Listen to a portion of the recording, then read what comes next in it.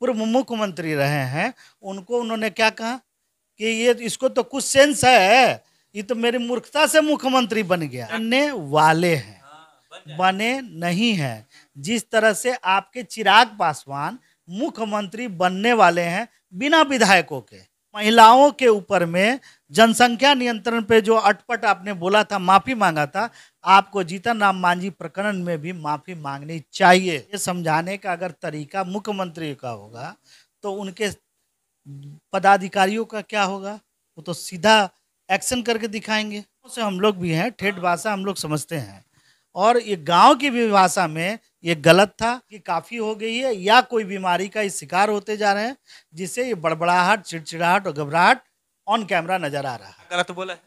क्या गलत बोले आप? लोकतंत्र के मंदिर में आप इस तरह से अलोकतांत्रिक बात करेंगे? दीजिए 125 करोड़ दे दूं, 150 करोड़ दे दूं, और ये क्या कर रहे हैं? विशेष राज्य का दर्जा। बिहार के मुख्यमंत्री नीतीश कुमार को जहां एक तरफ जदयू के तमाम नेता पीएम मटेरियल कह रहे हैं, साफ तौर पे कहना है कि हमारा जो अगर कोई भारत का अगर कोई प्रधानमंत्री बन सकता है, बनने के लायक है इंडिया गठबंधन में, तो वो बिहार के मुख्यमंत्री नीतीश कुमार है। और नीतीश कुमार ने साफ तौर पे ऐलान कर दिया है कि बिहार को विशेष राज्य का दर्जा देना होगा, नहीं तो हम इसके लिए घर घर जाकर आंदोलन करेंगे, सड़कों से लेकर सदन तक आंदोलन करेंगे। इन्हीं सब मुद्दों पर हमारे साथ बातचीत करने के लिए आजाद समाज पार्टी के प्रदेश प्रवक्ता डॉक्टर वीरेंद्र भास्कर जी, आइए इन्हीं से हम बात करते हैं। क्या कहिएगा, नीतीश कुमार जी अब जाकर के घर घर बताएंगे कि विशेष राज्य का दर्जा मिलना चाहिए हमारे बिहार को? पहले तो मुख्यमंत्री आवास से तो पहले निकले हैं।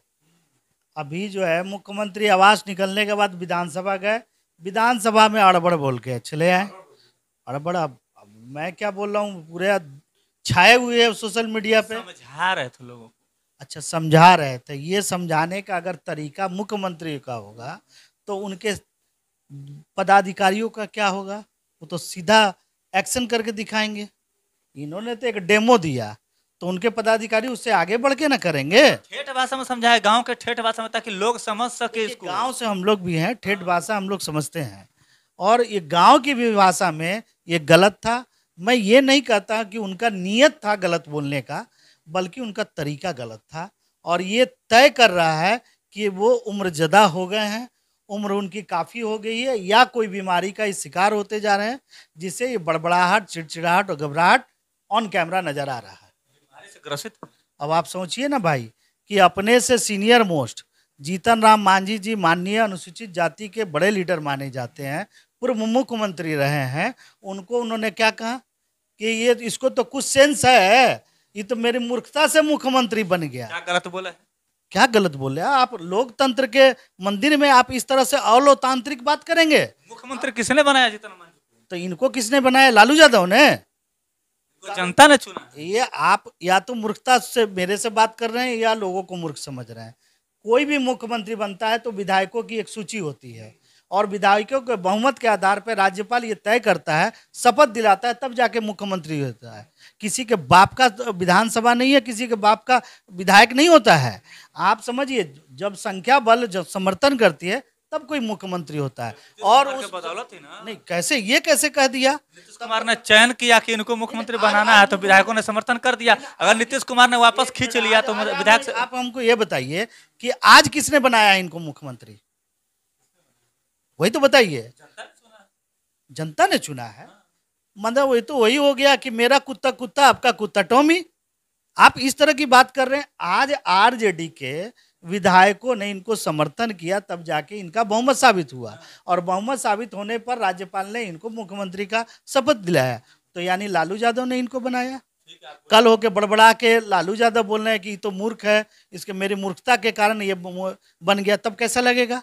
और आप समझ लीजिए, ये भाषा किसी भी सदन में, सड़क तक में भी ये भाषा शोभनीय नहीं है। और ये प्रधानमंत्री का, जैसा कि आप कह रहे हैं कि मटेरियल है, तो क्या एक प्रधानमंत्री को ये शोभा देता है कि इस तरह के माने दलित विरोधी बयान दे, और अपने से सीनियर विधानसभा में लोगों के साथ इस तरह का व्यवहार करे? ये मेरा कहना है, और आजाद समाज पार्टी इसे गलत मानती है, बल्कि इसका विरोध करती है। और मैं ये कहना चाहता हूँ कि आप जिस तरह से महिलाओं के ऊपर में जनसंख्या नियंत्रण पे जो अटपट आपने बोला था, माफी मांगा था, आपको जीतन राम मांझी प्रकरण में भी माफी मांगनी चाहिए। जीतन राम मांझी से माफी मांग ले। क्यों नहीं सार्वजनिक तौर पे माफी मांगे कि मैंने वो अगर मेरे बात से किसी को आहत पहुंची हो तो मैं अपनी निंदा करता हूं, मैं माफी मांगता हूं, जिस तरह से उन्होंने जनसंख्या नियंत्रण पे बोला था। मतलब आपका साफ तौर पर कहना है कि जीतन राम मांझी का अपमान यानी दलितों का अपमान है। निश्चित तौर पे कहा जा सकता है। तो जीतन राम मांझी का नाम लिए, दलित का तो नाम ही नहीं लिए। लहजा क्या था, लहजा क्या था। और आप जो आप बात करें पीएम मटेरियल का, ये तो झूठ बोलने में अब ये मोदी का ये कंपटीशन करने लगे हैं। मोदी को टक्कर यही देंगे ना, कौन देगा टक्कर? तो मोदी जी 125 करोड़ दे दूं, 150 करोड़ दे दूं, और ये क्या कर रहे हैं, विशेष राज्य का दर्जा मैं लेना चाहूंगा, नहीं तो हम घर घर जाएंगे, घर घर जाके बताएंगे कि 8 बार मुख्यमंत्री रहे हैं, हर बार इन्होंने विशेष राज्य का दर्जा की मांग किया है। और जब एनडीए के साथ होते हैं, बीजेपी के साथ होते हैं, तो वो चुप रह जाते हैं, और जैसे ही एनडीए से बाहर आते हैं विशेष राज्य का दर्जा, तो क्या दर्जा मिल जाएगा तो दलितों का उत्थान होगा? क्या गलत है? ये पूछना चाहता हूं कि बिहार की जनता को इन्होंने मूर्ख समझा है, मूर्ख समझा है कि बार नहीं ना, मूर्ख मूर्ख मंत्री मैं नहीं बोल रहा हूँ, मुख्यमंत्री नहीं नहीं, आप मूर्ख समझ रहे हैं ना कि जब आप रहते हैं बीजेपी के साथ तो आप विशेष राज्य का दर्जा नहीं मांगते हैं, और जब बीजेपी के साथ हटते हैं तो मांगने लगते हैं। ये कौन सा नाटक है, ये झूठ है ना।